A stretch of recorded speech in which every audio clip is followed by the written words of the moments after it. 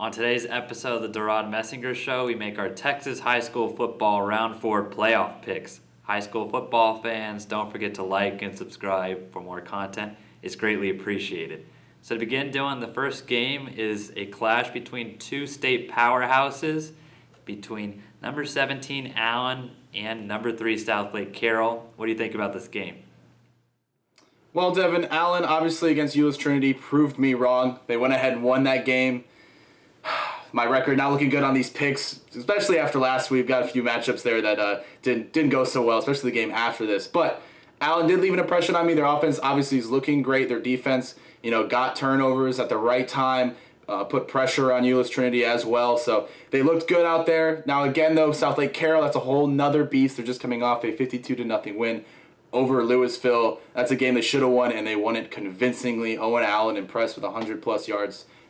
Per usual, and the defense created multiple turnovers, and the offense did the rest that you'd expect out of Southlake Carroll. So going into this game, Devon, the keys to winning this game is going to come down to who can force the most turnovers and get the other offense off the field. Whoever can just create one stop against these offenses, Devon, have a good chance to win this game. And in that case, I'm going with Southlake Carroll. As you said, Carroll blew out Louisville last weekend, and that defense, they did their job. They pitched the shutout, which we know watching Carroll maybe happens a lot during the regular season or district play, but during the playoffs, not that they let up a ton of points, but they let up a little bit more, and 0 is about as good as it gets, Dylan. But obviously when you talk Carroll, you talk offense. You got the core 4 is what I'm calling them now. You got Owen Allen at running back, Caden Anderson at quarterback, and then 2 decent Power 5 commits to throw to on the outside, or D1 commits, I should say. You got R.J. Maryland and Landon Sampson, 2 of the best receivers in the state. That's hard to stop. And then, as you said, Dylan, you kind of convinced me to pick Trinity last weekend. And Allen said, psych, you both are just sucking at these picks. And so Allen, led by DJ Hicks on defense, one of the top recruits in his recruiting class, and then quarterback Mike Hawkins. That's what Carroll's going to be facing, but I think that Carroll has a little more experience in these playoffs just off of last year's team, and that's the team I'm going with here. The next game we have, you were talking about another letdown for us, but, go Eagles, right? Number 21, DeSoto versus number 4, Duncanville. This is 6A D1. Now, DeSoto, this is official apology from Dylan and I. We've counted you out I don't know how many times already. But continually, week after week, you decide. Hey, Devon. We built them up, one of them, but Okay. gone astray. Built them up on one of away them. from the light, yeah. Okay, but last weekend didn't go too great for our pick in terms of DeSoto. But DeSoto, this is the game where if you prove me wrong one more time, then I don't know what to do, because Duncanville is just a murderer's row of a team, especially on defense. They got Jordan Crook and Amari Abar, along with basically every D1 player, that's on that team, which is quite a few of them. And they've been scoring points. They beat Spring pretty mightily last weekend, so that's what DeSoto's facing. And then the thing to watch for DeSoto, they have a lot of offensive players, Dylan. You might know about some of those. But really the defense is what has caught my eye.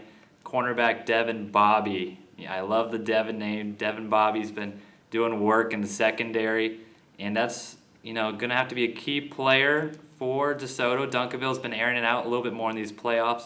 I think Duncanville wins this game, but Dylan, if we see a DeSoto upset, I don't know, that might cause some tears of joy to see how bad we are. So what's your pick?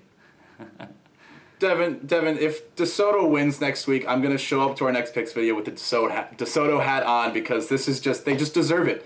But okay. I'm sorry, DeSoto. I'm going to have to do it to you again. I'm going with Duncanville in this matchup. Devon, I like to compare Duncanville to when you're going out to recess, you're just a young third grader, and you see the sixth graders out there playing tackle football, and you don't know what to do with yourself, and when they tackle you, you feel like every bone in your body is broken. So, again, DeSoto, impressed. Jonte Cook and Chris Henley have just looked like a dynamic duo. They've looked great out there on the offensive side of the ball.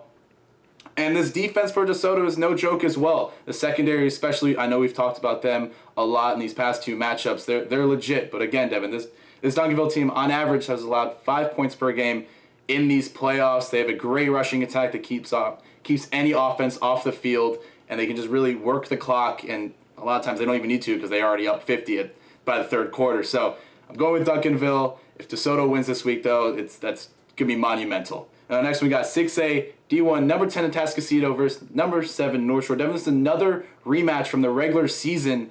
And, when a team loses in the regular season, you almost want to pick them in the playoffs because of that revenge factor in it. And because of that, Devon, I'm going with Atascocita with the upset here. I think both teams are very complete on both sides of the ball, but I'm going to give the edge to Atascocita because of that motivation factor, and as well as they got a lot of talent as well. That they do, but I'm going to have to upset you here, and I go North Shore. Now, it should be noted, both teams won last weekend. Obviously, they're still in the playoffs. They didn't lose, but they just kind of squeaked by here. So this might be the round where both try to make some noise against each other. North Shore obviously has star recruits such as Denver Harris and Christopher Ross, but that team got gashed on the run or on the ground game last weekend, so that's going to be the key for Atascocita if they want to beat North Shore, but I do have North Shore in this game. Now, Dylan, we hit our lightning round. Of course, as always, we have top-ranked matchups throughout the state. The first one being 6A D1, number 19, Lake Travis versus number 11, San Antonio Brennan. I have Lake Travis. I have San Antonio Brennan. Next one we got 5A D1, number 2, College Station versus number 1, Denton Ryan. Devon, I have Denton Ryan. I have Denton Ryan as well. The next game we have 5A D2, number 9, Lovejoy versus number 5, South Oak Cliff. I have South Oak Cliff. I have Lovejoy. Now, next we got 5A D2, number 10, Crosby versus number 6, Texarkana, Texas High. Devon, I have Texarkana. I do as well. The next game we have 4A D1, number 4, Melissa versus number 2, Stephenville. I have Stephenville. I have Stephenville as well. Next one we got 4A D2, number 5, China Spring versus number 4, Western Strike. Before we get into this, Devon, I know you grilled me earlier about convincing you on one of the picks. You told us to never pick against Carthage, and here we are, which is exactly why I'm going with China Spring.